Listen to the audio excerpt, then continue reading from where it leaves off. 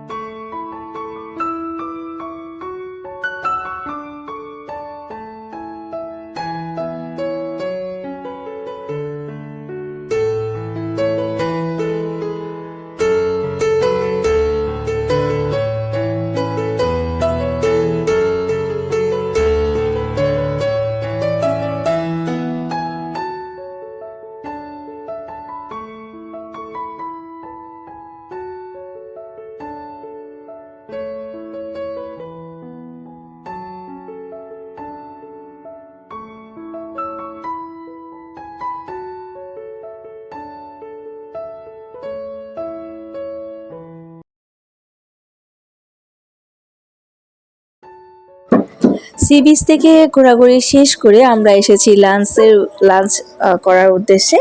তো এখানে আমাদের কিছু কমপ্লিমেন্টারি খাবার ছিল, এই যে ব্রেড আর হচ্ছে বাটার।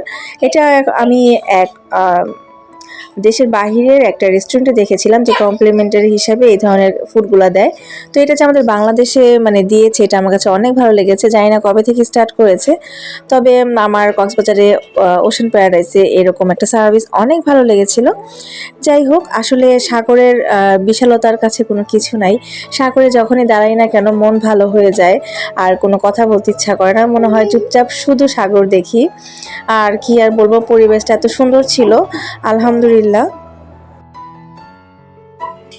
বিকেলবেলা সমুদ্রের কাছে দাঁড়িয়ে আপনি অনুভব করতে পারবেন যেন কিছুটা সময় থেমে আছে।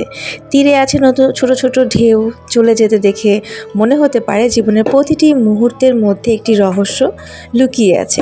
সমুদ্রের এই শান্ত পরিবেশ একদিকে যেমন অন্তরঙ্গতার অনুভূতি সৃষ্টি করে, অন্যদিকে এটি মানুষের মনকে শান্তি দেয়, মাথাকে অনেক অনেক অনেক রিল্যাক্স করে। আসলে সেটাই আমি সামান্য তুলে ধরেছি জাস্ট। আর সমুদ্র থেকে কিন্তু এই ওশেন প্যারাডাইস কিন্তু খুবই কাছে, হেঁটেও আসা যায়। তো আমরা সবসময় যাওয়ার সময় হেঁটেই গিয়েছি, আসার পথে অটো বা যেটাই পেয়েছি চলে এসেছি। যাই হোক, আমরা তো ঢাকায় চলে যাব, তবে কিছু স্মৃতি ধারণ করে নিয়ে যাচ্ছি, সেই সাথে আপনাদের সাথেও কিছু শেয়ার করছি। আর কেন যেন কক্সবাজারের আকাশটা এতটা সুন্দর ছিল, যা দেখে আমি আসলে অনেক বেশি মুগ্ধ। আমাদের সারাদিন ছোটাছুটি করার পরে আমরা দুপুরের লাঞ্চে করতে এসেছি, তবে এখানকার সার্ভিস সব কিছু মিলিয়ে অসাধারণ লেগেছে আমার। আর হচ্ছে এখানকার খাবারগুলোও অনেক মজাদার ছিল, বিশেষ করে লোট্টা ফ্রাই, তারপর হচ্ছে ফ্রাইড রাইস, এগুলো কিন্তু অসাধারণ। চিকেন, তারপর হচ্ছে রূপচাঁদা ফ্রাইও করেছিলাম, খেয়েছিলাম। আমি বলবো যে এই হোটেলের সার্ভিসগুলো আমার কাছে অনেক ভালো লাগে। আর চিকেন ফ্রাইটাও কিন্তু অনেক ইয়ামি হয়েছিল।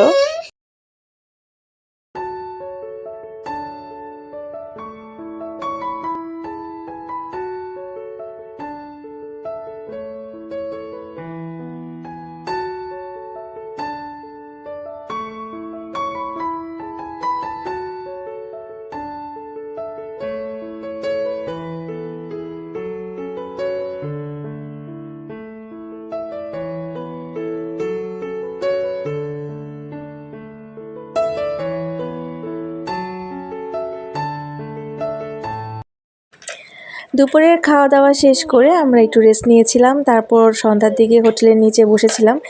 তো এখানে একটু গরম গরম কফি খেয়ে নিচ্ছি, ক্যাপাচিনো আমার অনেক পছন্দের। আর আমার মেয়ে নিয়েছে এখানে হচ্ছে তার পছন্দের জেলি কেক, আর এখানে হচ্ছে জেলি কেক আর ম্যাঙ্গো ফ্লেভার আর কি। তো যাই হোক, এখানে কিন্তু প্রতিদিন সন্ধ্যার দিকে রাত 9টা পর্যন্তই গান হয়।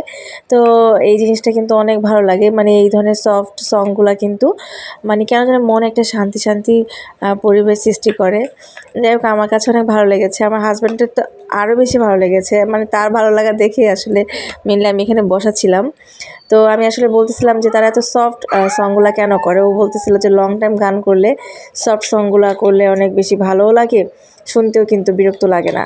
তো সব কিছু শেষ, কফি শেষ করে আমরা আর একটু সি বিচের দিকে গিয়েছিলাম। কিছু টুকটাক তেমন কিছুই কিনে নিই এইবার, তারপর টুকটাক কিছু আর কি বাচ্চাদের জন্য কিনে আমরা পাঙ্কুড়িতে এসেছিলাম। পাঙ্কুড়ি এখানে লাইভ সং হয়, সেই সাথে খাওয়া দাওয়া। আর এটা যেহেতু রুফটপে, তো সব কিছু মানে ভালো লাগে মিলিয়ে আর কি। আর তো মিষ্টি মিষ্টি একটা হাওয়া বাতাস বইছিল। দুপুরের ফ্লাইটে আমাদের চলে যেতে হবে। সকালবেলা একটু সাগর দেখছিলাম একা একা, আসলে কি বলবো, যেতেই মন চাচ্ছিল না, তবে যেতে তো হবেই। আজকের ভিডিওটা এখানেই শেষ করছি। আপনারা সবাই ভালো থাকবেন। আল্লাহ হাফিজ, আসসালামু আলাইকুম।